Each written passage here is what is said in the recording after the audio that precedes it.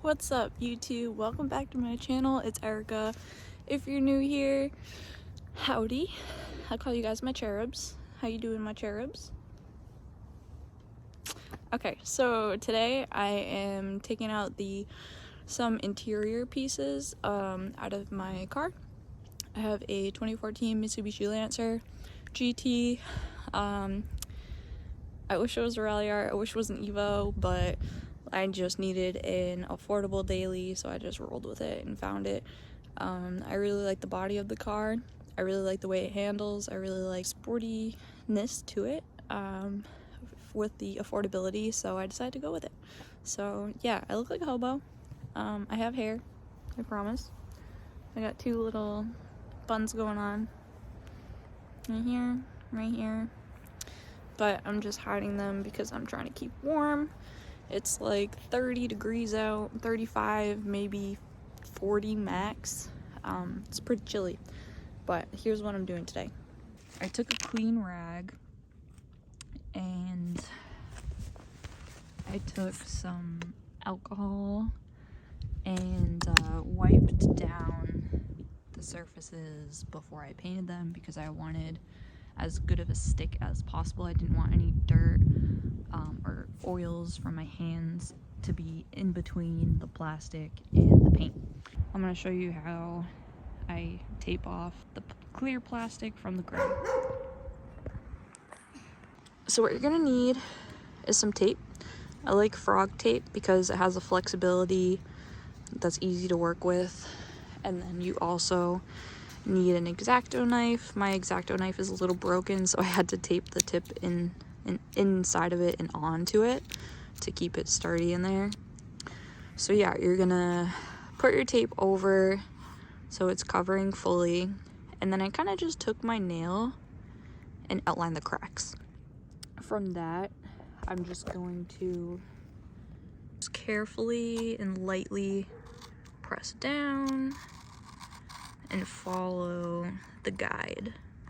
Okay, so X-Acto cut is all done. So we're just gonna take the tape and pull it off ever so slightly. How satisfying is that?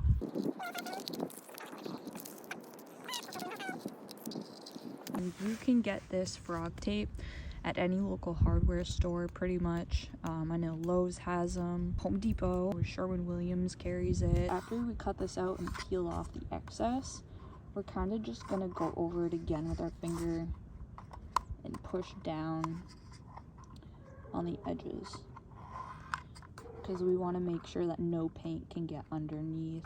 We want a really nice clean cut line. So that is how we make sure that that will happen.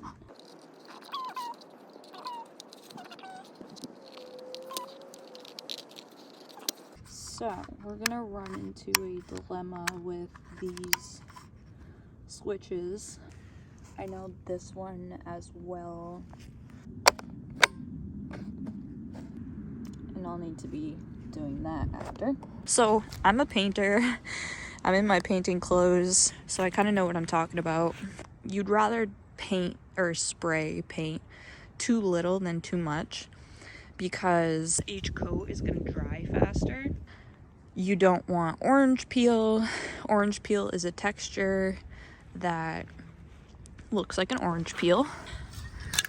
I like these kind of spray paints because the tip is it's long, so it's like this instead of your traditional spray paint can, which is a circle. So your trail with this is a straight line. You can see, I'll do this right here for you. This one is just about out of paint, but I'll try my best.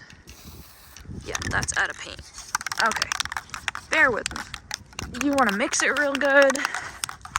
Get all of the ingredients and material that make up the paint. You want to mix them really well together. And I'm going to show you what I mean by a straight fan. See that? That's what you want because you'll be able to do an even layer like that a lot easier.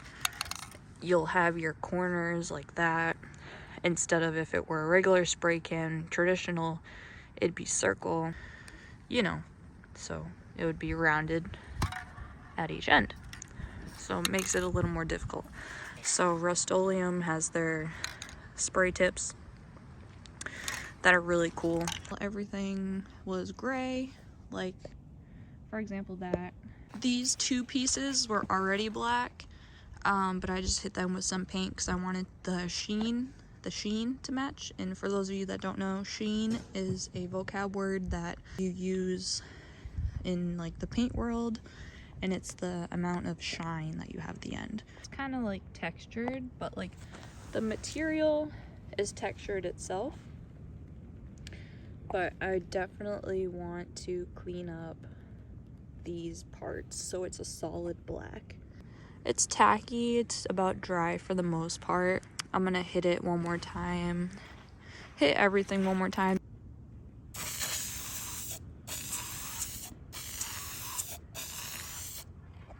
See how that was a 50-50 layer? Okay.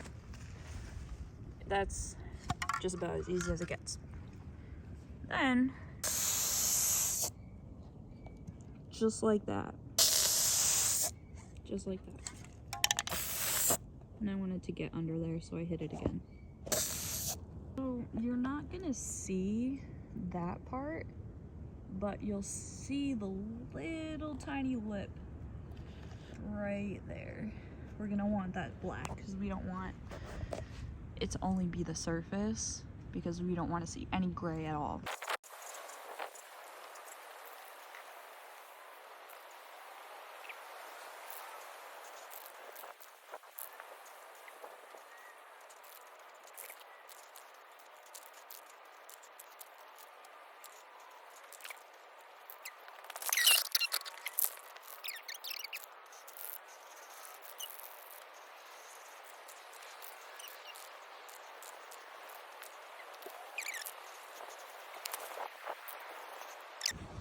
We're gonna flip, and I forgot a prep. We're going to, hey, we're going to tape this off the same way that we taped off that and that.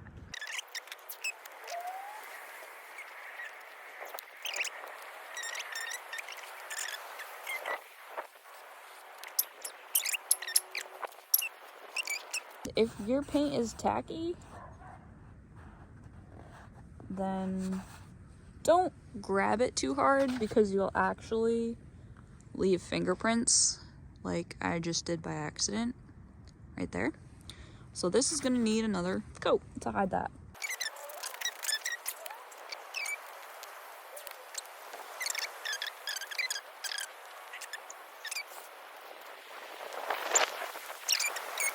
Out here, okay.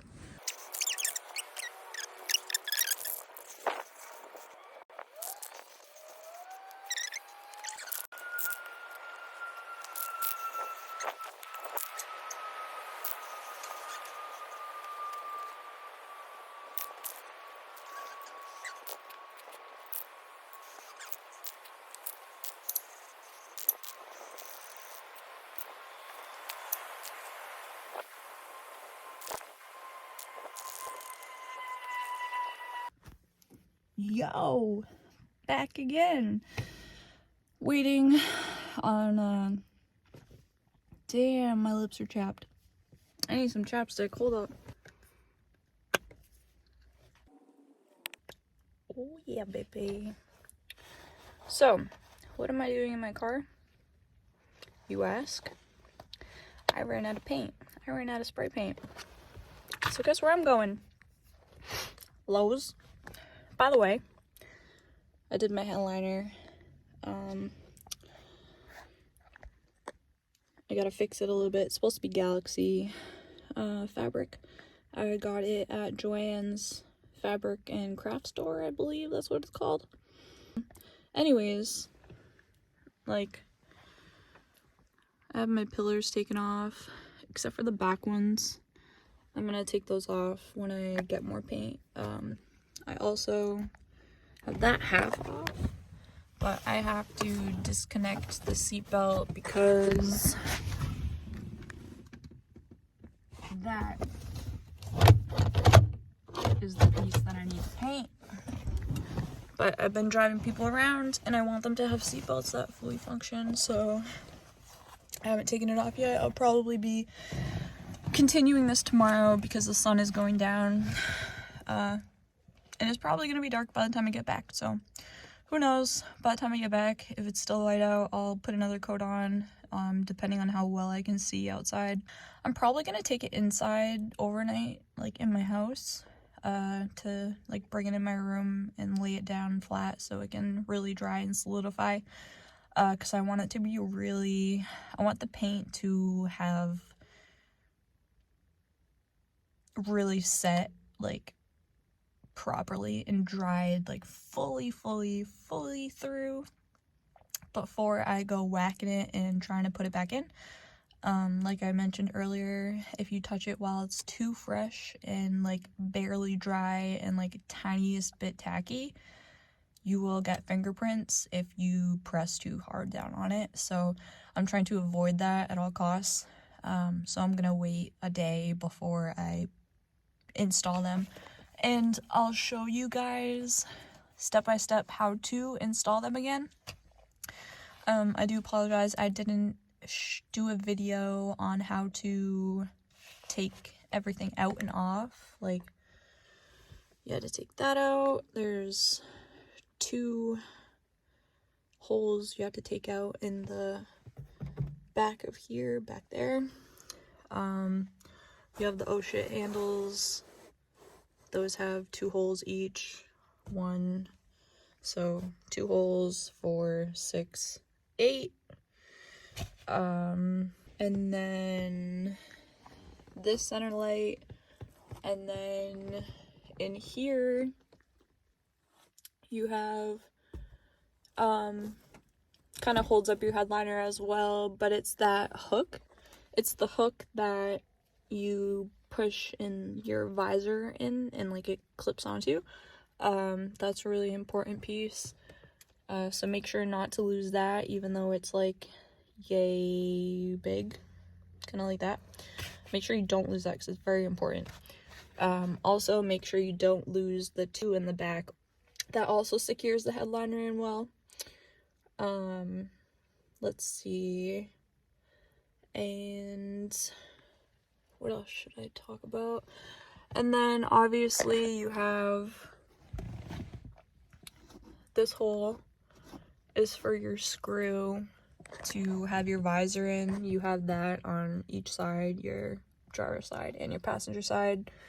And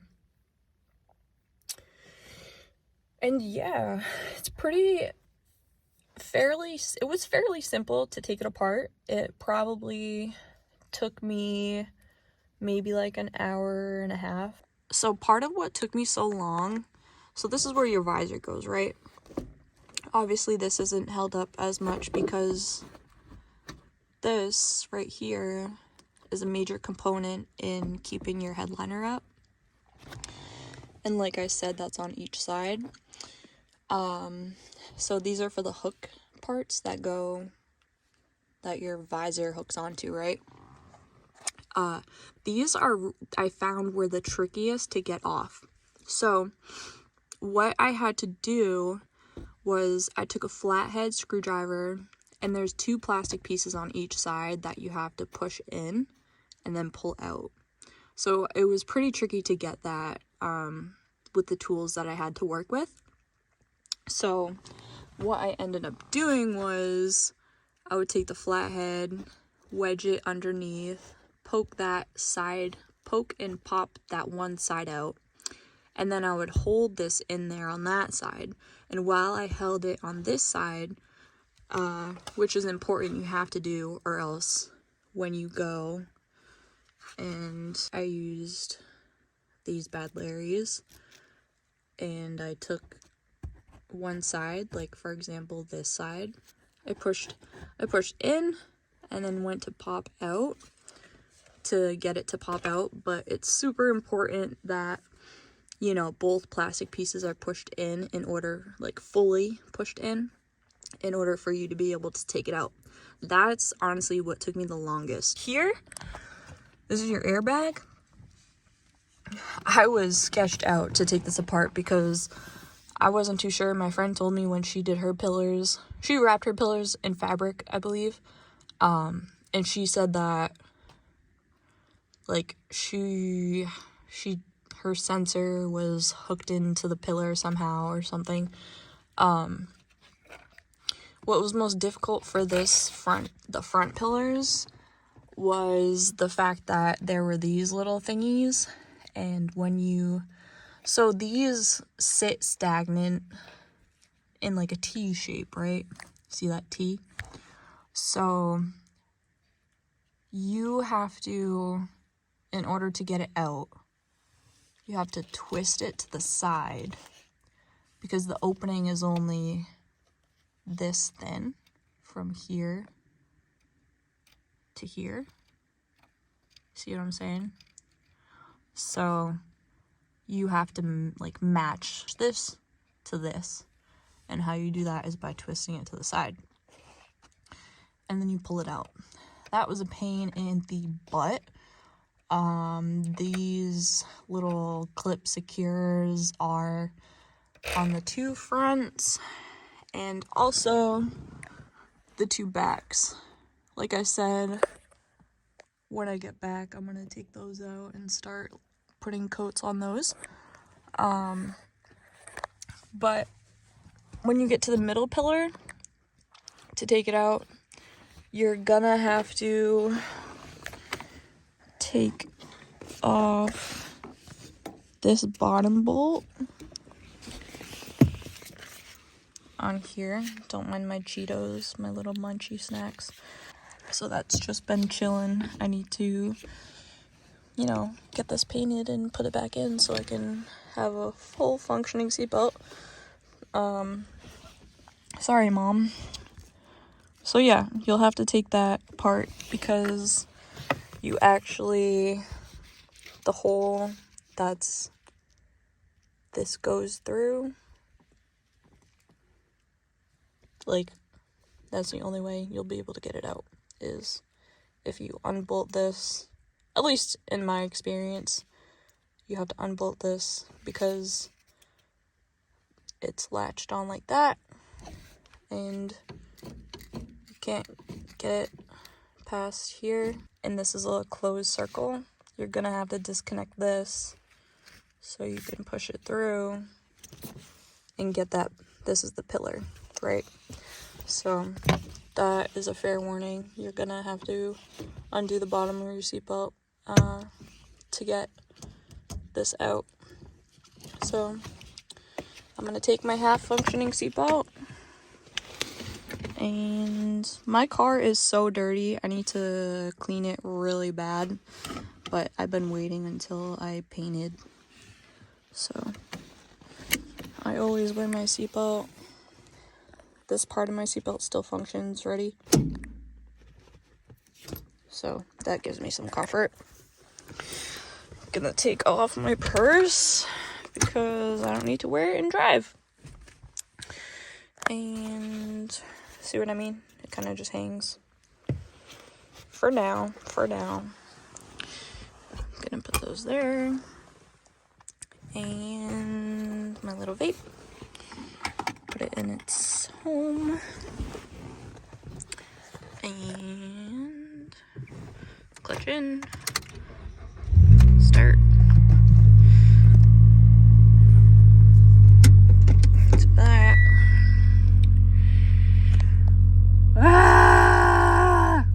Routine maintenance required. I need an oil change. I know that much.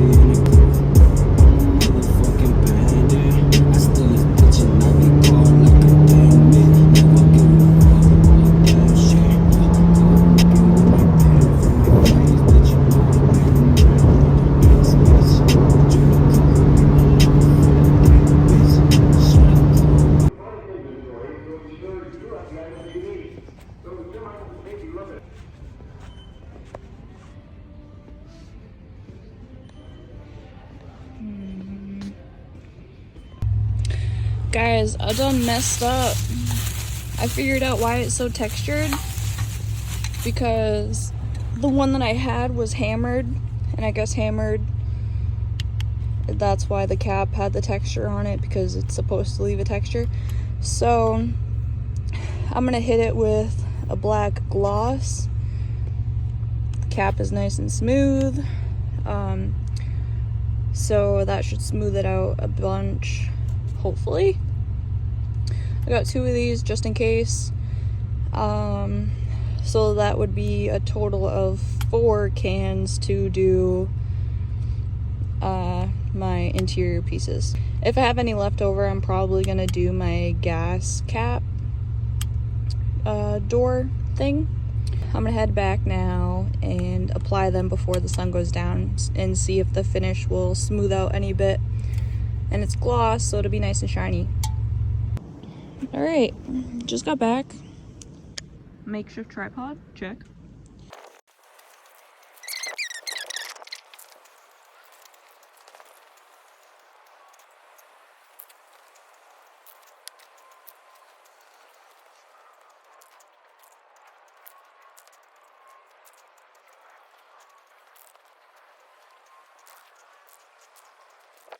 Better. Nice and glossy. Glossy. There's texture from the hammered type of paint that I used at first. I honestly, if I were to do this again, and if I do this again in the future, I'm gonna read the freaking label and make sure, oops, I gotta get that one spot right there, and read the label and make sure that I know the sheen. But this is what it is looking like.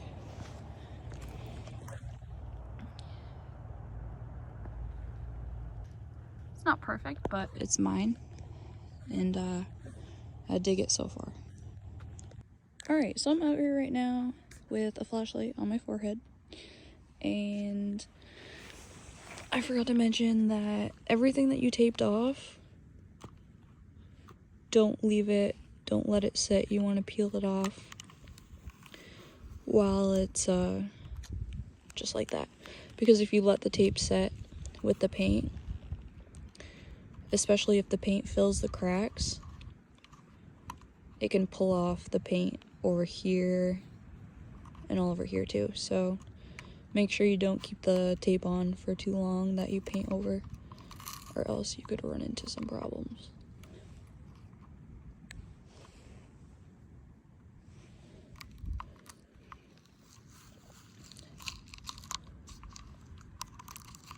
And that's also why you don't want to put it on too thick either, because putting it on too thick can mess with the paint. But damn, that looks good. I mean, like, the texture is annoying because of the hammered, but definitely will look better than the gray. Alright, I'm gonna call it a night because I'm really tired. I'm gonna ultimately make a part 2, and that will include the after pictures and what it looks like all put together. So have a good night. See you in the morning. Deuces.